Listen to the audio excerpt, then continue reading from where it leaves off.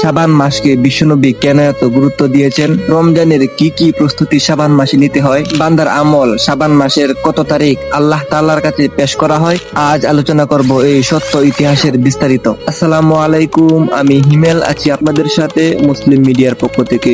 শাবান মাস, রাসূলের বাণী, রমজানের প্রস্তুতি, বান্দার আমলনামা, এই সবকিছু মিলিয়েই রয়েছে শাবান মাসের গুরুত্ব। এই শাবান মাসে আল্লাহ রাসূল রমজানের প্রস্তুতি নিতেন, বেশি বেশি রোজা রাখতেন, বেশি বেশি নফল ইবাদত করতেন। আম্মা জান আয়েশা রাদিয়াল্লাহু তাআলা আনহা বলেন, আমি শাবান মাস ছাড়া অন্য কোনো মাসে বিশ্বনবীকে এত আমল করতে দেখি নাই কখনো, এত বেশি রোজা রাখতে কখনো দেখিনি। হাদিস বুখারী ও মুসলিম। শাবান মাস এত গুরুত্বপূর্ণ যে আল্লাহর রাসূল সাল্লাল্লাহু আলাইহি ওয়াসাল্লাম বলেন যে এই শাবান মাসে বান্দার আমল আল্লাহর কাছে উঠানো হয়। আমি চাই আমার আমল আল্লাহ তাআলার কাছে রোজা অবস্থায় যেন উঠে। আবার এই শাবান মাসে রয়েছে শবে বরাত, আর শবে বরাতের যে এত ফজিলত আমার এই ছোট্ট ভিডিওতে বলে শেষ করতে পারবো না। শবে বরাতের গুরুত্ব সম্পর্কে আমার চ্যানেলে নতুন ভিডিও আসবে ইনশাল্লাহ, চ্যানেলটা সাবস্ক্রাইব করে রাখেন, দেখতে পারবেন ইনশাল্লাহ।